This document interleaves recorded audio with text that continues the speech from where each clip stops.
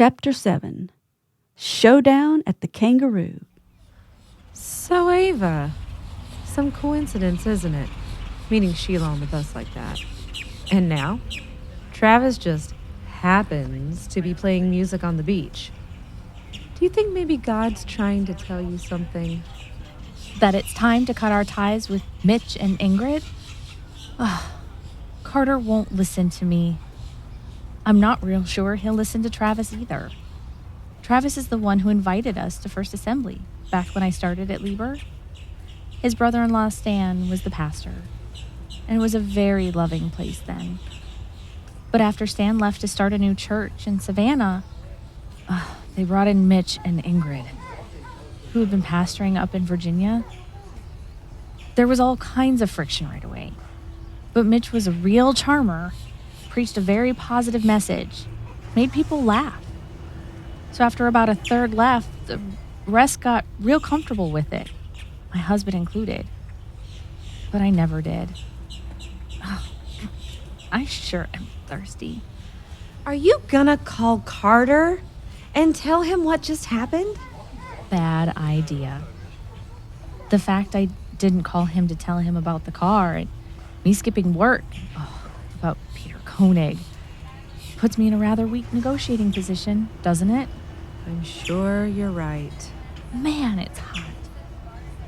I guess I'll grab an iced tea and some dark chocolate at the old Kangaroo and take another quick walk on the beach and catch the 3 o'clock bus.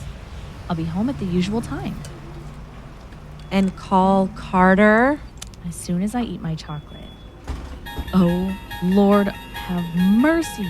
This is too strange for words. This is like I've entered the Twilight Zone.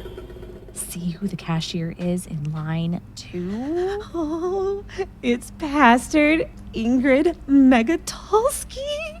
This is great. Well, I'm not as thrilled as you are. I'll think I'll find another store, maybe before she sees me. Another store. Really, Ava.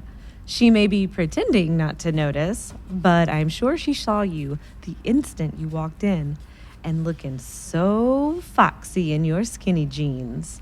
She's just pretending she didn't see you. But she did. Well, I've spent too many hours meekly submitting to her supposed authority. And what exactly do I have to show for it? Just a few stupid tapes and books I don't want or need. And a husband who's chasing a dream that won't make him happy because he feels like a failure, and she feeds his desperate need for approval. Enough is enough already. You got your drink, and you got our favorite dark chocolate. Godiva. Yes, indeed. Oh, do you see that? That Cosmo magazine, girl? Look at those salacious headlines on the cover. The sexy-ass workout. 2 weeks to tight cheeks. Ooh, listen to this one. His number 1 sex wish. Guys crave this move. You're going to want to drop this magazine and do it on the spot. Oh, and this is the clincher. 100 sex questions. We answer every dirty thing you want to know in 20 words or less.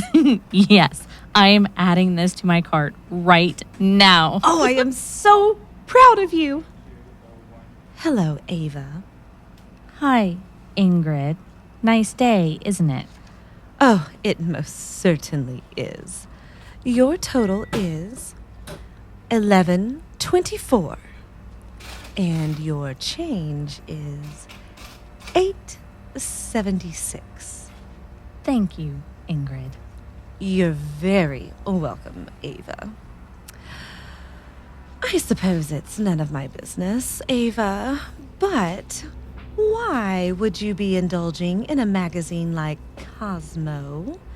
I mean, look at those headlines. Well, Ingrid, I'm making a few stylistic changes now that I'm working in the warden's office, especially since I've dropped some of my baby fat. I certainly understand that, Ava. I'm just concerned it sets a bad example for the children. You know how impressionable they are. Oh, yes, I certainly do. It's probably better if you keep this in a discreet place when you get home. Really? If you think it's so trashy, Ingrid, why are you selling it? If it was up to me, Ava, we wouldn't sell it.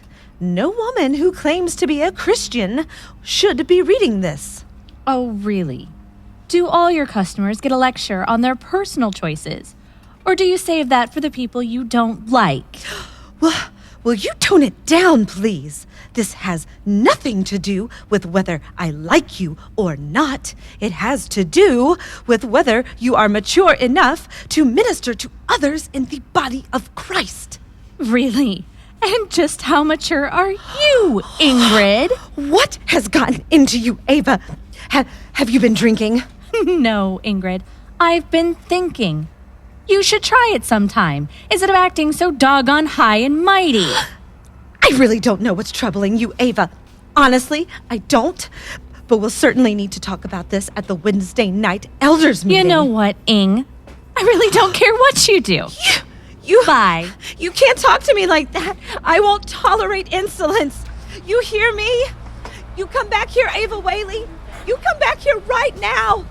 I'm warning you.